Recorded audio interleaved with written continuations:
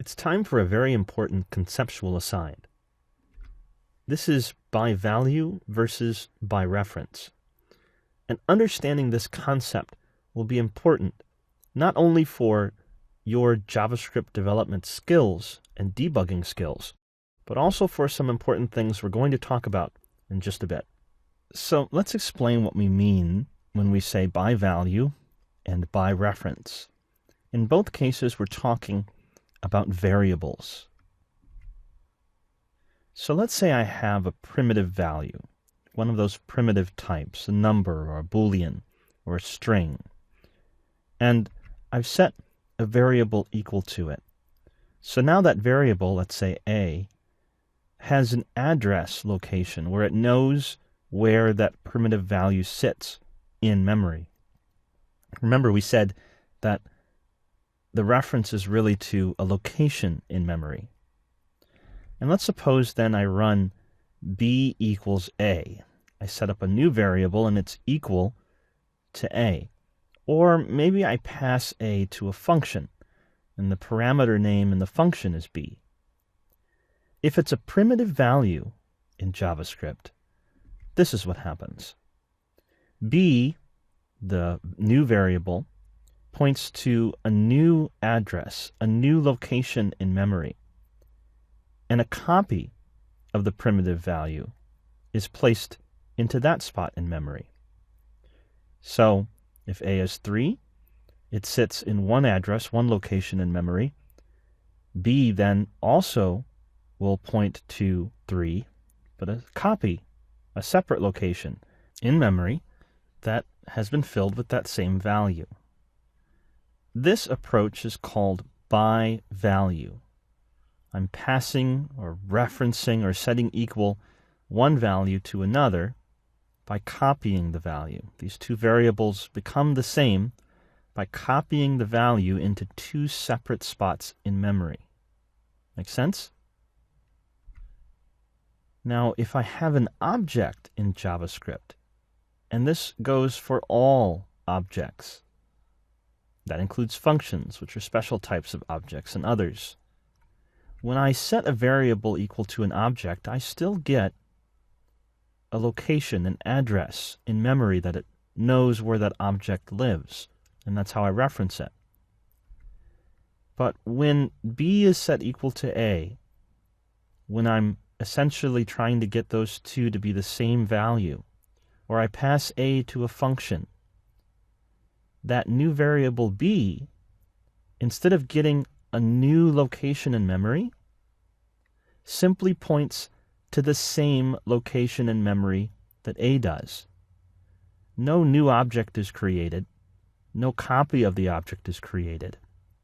Instead, two names point to the same address. This would be like if you had two names, an alias, and yet both of those names, it doesn't matter because you still live in the same place.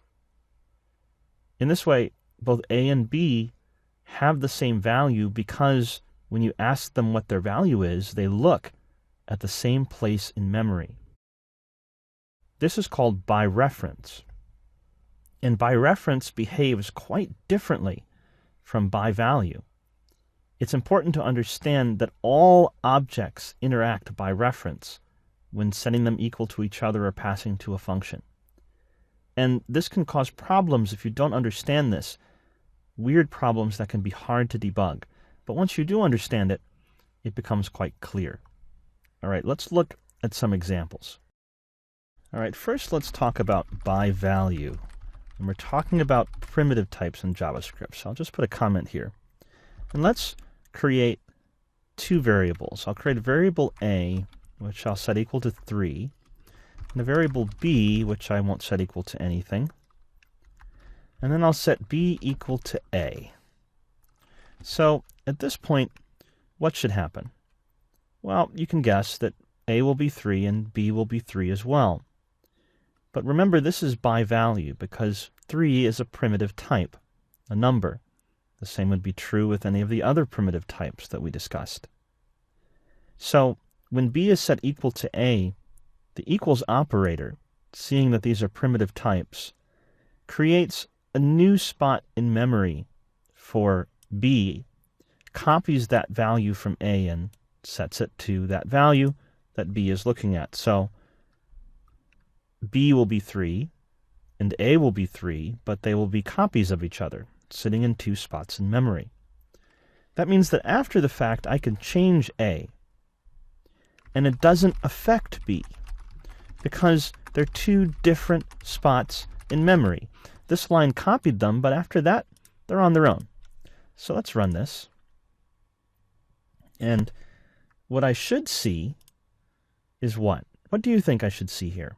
Knowing that these are two separate copies in memory. While A is equal to 2, what will B be? B, its value is 3. And that makes sense, because B was just a copy of A. It has its own space in memory. So when I changed A, it didn't have any impact on B at all. That's by value. Next is by reference.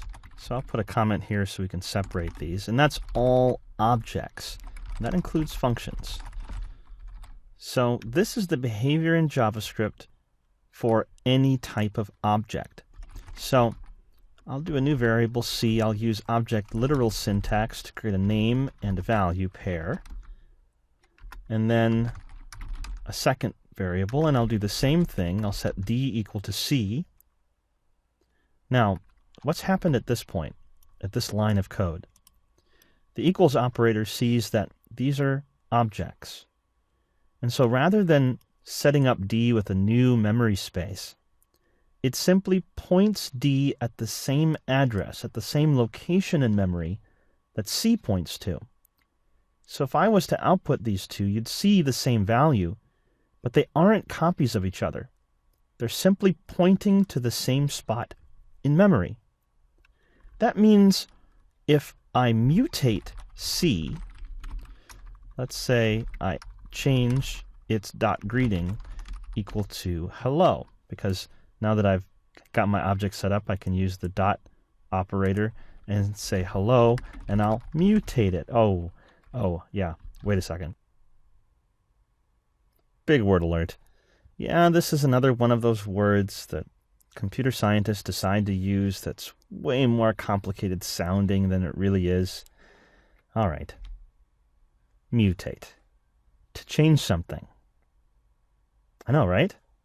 That's all it means.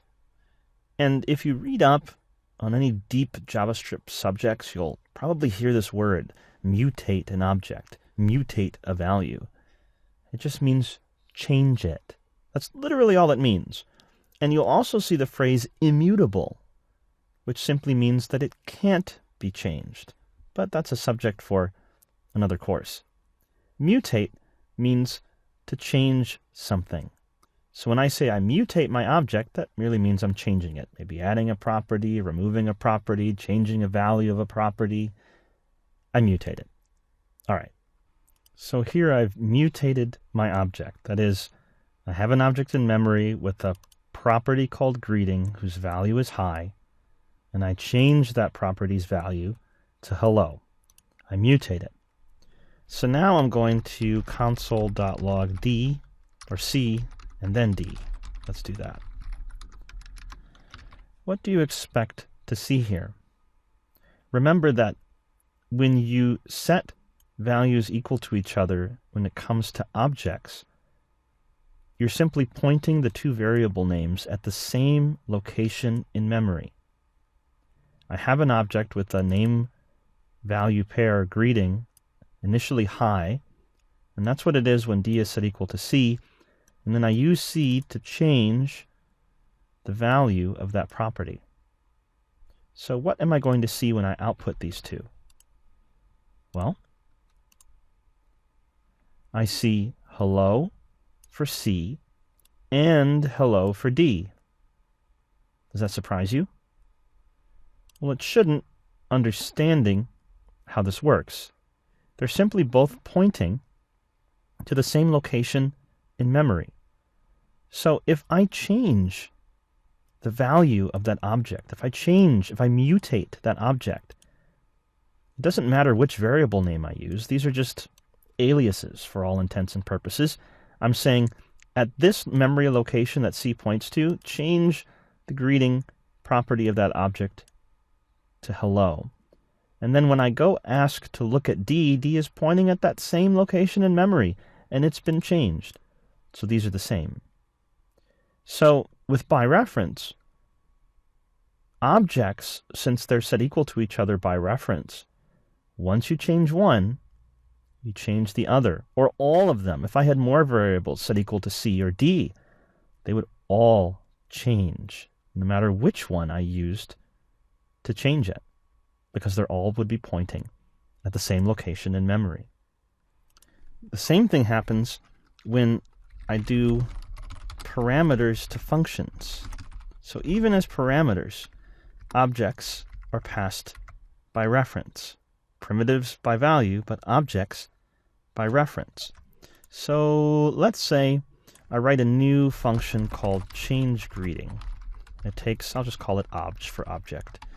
And I'll expect that it has a greeting property, and I'll set it equal to hola. So here again, I'm mutating that object. So I have this D variable. It's pointing at the same memory space as C. Now it's set equal to hello. So this time I'll call change greeting, and I'll pass D to this function. So D will be passed to here. That will be what obj is, and then I mutate it. So let's output C and D. What do you expect to see? We understand that just like equals, passing an object to a function means they're being passed by reference, not by value. So obj will simply point to the same memory location as D, and D already points to the same memory location as C. So when this is mutated, meaning go update that object sitting there in that memory location, and I go output these, there we go, hola for both C and D, because I've mutated the value in that particular memory space. Again, by reference. Now, one other thing to note, the equals operator sets up new memory space. That is a new address in memory. So if I set C equal to an equivalent object, but I give it a different value, say howdy, and then I'll just copy paste these. I copy and paste C and D. This equals, in this case, I'm setting C equal to a new value. And so the equals operator is going to, in this case, set up a brand new memory space for C and put this value in it. So D and C will no longer be pointing to the same location in memory. So I get howdy, and D is still pointing at the spot that said hola. So this is a special case where by reference doesn't really apply, because the equals operator saw that these aren't a pre-existing location in memory. This is a brand new object being created on the fly by this object literal syntax. So since it saw that its second parameter wasn't an object that already existed in memory, it had to set up a spot in memory for this to live. So it set up that spot in memory for this to live and then pointed C at it. In the earlier case, where I set D equal to C, C already existed. So the equals operator said, oh, this already exists in memory. It's an object, so I'll just point D to that same location. But again, here, this didn't exist in memory yet. It added it and then pointed C there. So C is pointing now to a different spot in memory than D. So that's the exception there. Again, it's important for you to understand the difference between by value and by reference. In some programming languages, you can actually decide whether something is passed by value or reference with your code syntax, but in JavaScript you don't have that option. All primitive types are by value, and all objects are by reference.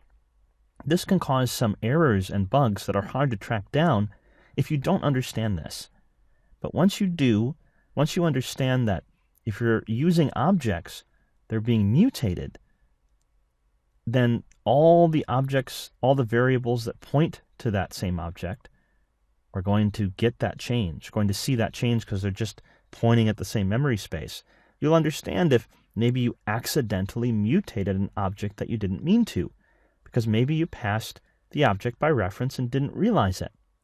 On the other hand, maybe you intended to change a primitive type, but you didn't change the original value because it was being passed around by value. All right, so take a look at this code. It's provided for you to download, or try typing it out yourself. Try messing around with it a bit. Understand all of these scenarios.